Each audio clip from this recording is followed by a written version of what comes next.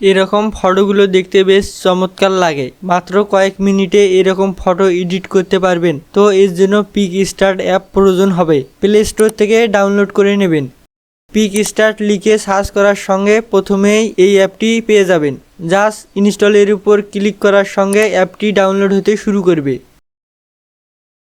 Install করা হলে ওপেনে ক্লিক করবেন। আপনি জিমেইল অথবা ফেসবুক দিয়ে সাইন আপ করতে পারবেন। না করলে উপরে স্কিপে ক্লিক করবেন। এবার ক্রস করে দেবেন। গ্যালারির পারমিশন চাইবে অ্যালাউ করবেন। এই টুলগুলো একটু বামে স্ক্রল করলে কলেজ নামে একটি অপশন দেখতে পাবেন। এর উপর ক্লিক করবেন। উপরের ব্যাকগ্রাউন্ড এর উপর ক্লিক করবেন। সবুজ কালার সিলেক্ট করে নেক্সট এর উপর ক্লিক করবেন।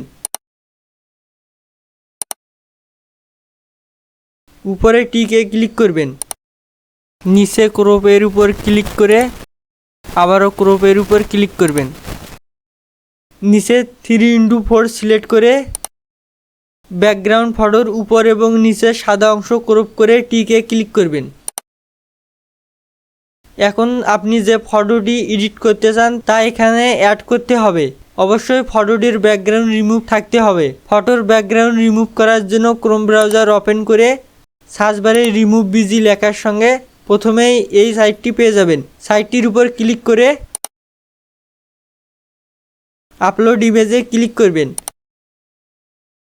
ব্রাউজ এর উপর ক্লিক করে যে ফটোর ব্যাকগ্রাউন্ড রিমুভ করতে চান তা সিলেক্ট করবেন।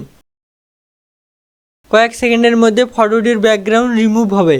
নিচে ডাউনলোড আইকনের উপর ক্লিক করে ফ্রি এর উপর ক্লিক করার সঙ্গে ফটোটি ডাউনলোড হবে। এবার পিকস্টার্টে প্রবেশ করে নিচের এডিট টুলগুলো বামে স্ক্রল করে অ্যাড ফটো এর উপর ক্লিক করবেন। ব্যাকগ্রাউন্ড রিমুভ করা ফটোটি সিলেক্ট করে উপরে অ্যাডে ক্লিক করবেন। এরপর ফটো একটু বড় করে নিচে বাম পাশে সুন্দরভাবে বসাবেন।